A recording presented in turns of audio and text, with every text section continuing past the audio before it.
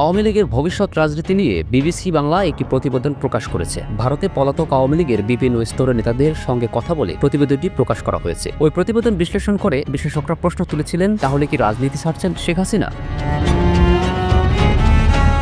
বিবিসির প্রতিবেদনে উল্লেখ করা হয়েছে, শেখ হাসিনা আওয়ামী লীগের হাল ধরার জন্য সজীব ওয়াজেদ জয়, সাইমা ওয়াজেদ পুতুল আর দেওয়ান মুজিবকে সামনে নিয়ে আসছেন। যদিও বোদ্ধাদের ধারণা এই তিনজনের কারো রাজনীতিতে তেমন কোনো অভিজ্ঞতা নেই। সুতরাং তারা যদি আওয়ামী লীগের নেতৃত্বে আসেন তাহলে সেটা দলের মধ্যে কতটুকু গ্রহণযোগ্যতা পাবে সেটা নিয়ে প্রশ্ন রয়েছে।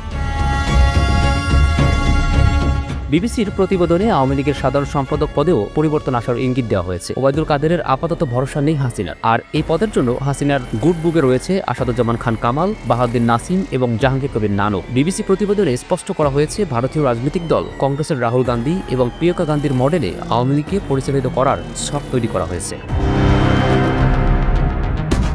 বিবিসি বাংলা বলছে, 1981 সালের 17 মে থেকে আজ পর্যন্ত মানে একটানা 44 বছরের বেশি সময় ধরে বাংলাদেশের অন্যতম প্রধান রাজনৈতিক দল আওয়ামী লীগের সভাপতি পদে রয়েছেন শেখ হাসিনা। কিন্তু দলীয় নেতৃত্বে তার অনুপস্থিতিতে কে বা কারা কিভাবে দলের হাল ধরবেন সেই সাকসেশন প্ল্যান বা উত্তরাধিকার পরিকল্পনা নিয়ে এই লম্বা ইনিংসে কোনো পর্যায়েই তিনি প্রকাশ্যে মুখ খোলেননি বা ঠিক কি ভাবছেন তারও কোনো আভাস দেননি।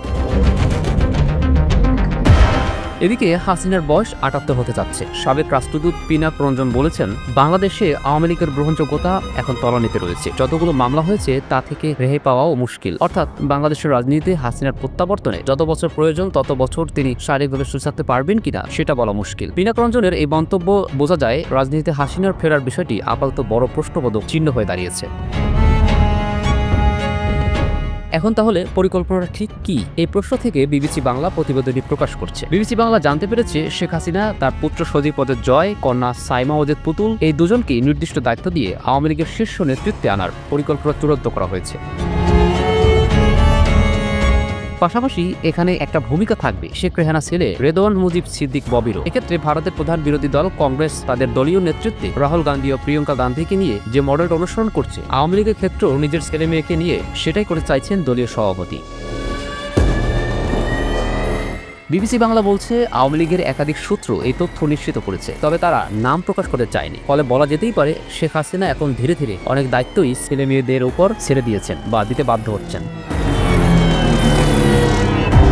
শেখ হাসিনার এই তথাকথিত সাকসেশন প্ল্যান নিয়ে বিবিসি বাংলা ভারতে ও ভারতের বাইরে অবস্থানরত বেশ কয়েকজন শীর্ষস্থানীয় আওয়ামী লীগ নেতার সঙ্গে কথা বলেছেন। তারা অনেকেই দলীয় নেতৃত্বে এই রাহুল প্রিয়াঙ্কা মডেল অনুসরণ করার বিষয়টি নিয়ে অবহিত এবং বিবিসির কাছে সেটা নিশ্চিতও করেছেন।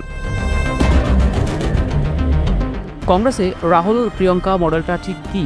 বয়সজনিত কারণে ও শারীরিক অসুস্থতার জন্য সোনিয়া গান্ধী যতই সক্রিয় রাজনীতি থেকে আড়ালে চলে যাচ্ছেন, ততই কংগ্রেসের নেতৃত্বের হাল ধরছেন তার ছেলেমেয়ে অর্থাৎ রাহুল ও প্রিয়াঙ্কা গান্ধী। সোনিয়া গান্ধী অবশ্য এখনও রাজ্যসভার এমপি, পার্লামেন্টেও নিয়মিত আসেন বা বিরোধী জোটের বৈঠকেও তাকে দেখা যায়। কিন্তু দলের গুরুত্বপূর্ণ আন্দোলন, সাংবাদিক বৈঠকে এখন প্রধান মুখ অবশ্যই রাহুল গান্ধী। প্রিয়াঙ্কা রয়েছেন তার সবচেয়ে গুরুত্বপূর্ণ সহযোগীর ভূমিকায়, কিন্তু তিনি বড় ভাইকে কখনো ছাপিয়ে যাওয়ার চেষ্টা করেননি। এই মুহূর্তে রাহুল গান্ধীকে একেবারে সামনে এবং প্রিয়াঙ্কাকে ঠিক তার পেছনে রেখে যেভাবে ভারতের প্রধান বিরোধী দলটি পরিচালিত হচ্ছে, শেখ হাসিনা সেই মডেলটাই আওয়ামী লীগের ক্ষেত্রে প্রয়োগ করতে চাইছেন বলে তার ঘনিষ্ঠ একাধিক সূত্র নিশ্চিত করেছেন। এদিকে কাগজে কলমে এখনও যিনি আওয়ামী লীগের সাধারণ সম্পাদকের পদে আছেন, সেই ওবায়দুল কাদেরের দলের এই নতুন কাঠামোতে একেবারে উপেক্ষিত। প্রায় 10 মাস আগে ভারতে চলে এলেও তিনি এখনও দলীয় সভাপতির দেখাই পাননি বলে বিবিসি নিশ্চিত হতে পেরেছে। শেখ হাসিনা বরং বেশি ভরসা রাখছেন দলের 3 জন নেতার উপর, যারা প্রত্যেকেই আপাতত কলকাতায়। এর হলেন বাংলাদেশের সাবেক স্বরাষ্ট্রমন্ত্রী আসাদুজ্জামান খান কামাল, ঢাকা 8 আসনের সাবেক সংসদ সদস্য ও একদা প্রধানমন্ত্রীর বিশেষ সহকারী বাহাউদ্দিন নাসিম এবং আওয়ামী লীগ সভাপতি মণ্ডলীর সদস্য ও সাবেক এমপি জাহাঙ্গীর কবির নানক। দলের নির্ভরযোগ্য সূত্রগুলো জানাচ্ছে, শেখ হাসিনার সঙ্গে ভারতে তাদের সশরীরে দেখা সাক্ষাৎ হয়েছে, তবে আপাতত তাদের সঙ্গে নিয়মিত যোগাযোগ রক্ষা ও অ্যাকশন প্ল্যান তৈরি করার কাজটি করছেন সাইমা ওয়াজেদ। অন্যদিকে সজীব ওয়াজেদের নেতৃত্বে আমেরিকায় আর একটি টিম কাজ করছেন দলের অনুকূলে, ন্যারেটিভ নির্মাণ বা বয়ান তৈরি এবং বিদেশের সংবাদ মাধ্যমে আওয়ামী লীগের বক্তব্য তুলে ধরতে। ৭৬ বছরেরও বেশি পুরনো এই রাজনৈতিক দলটি ইতিহাসের সম্ভবত সবচেয়ে সংকটময় সময় পার করে ঘুরে দাঁড়ানোর কঠিন লড়াই করছে। তবে নেতৃত্বে রাজ থাকছে যথারীতি দলটির ফার্স্ট ফ্যামিলির হাতেই।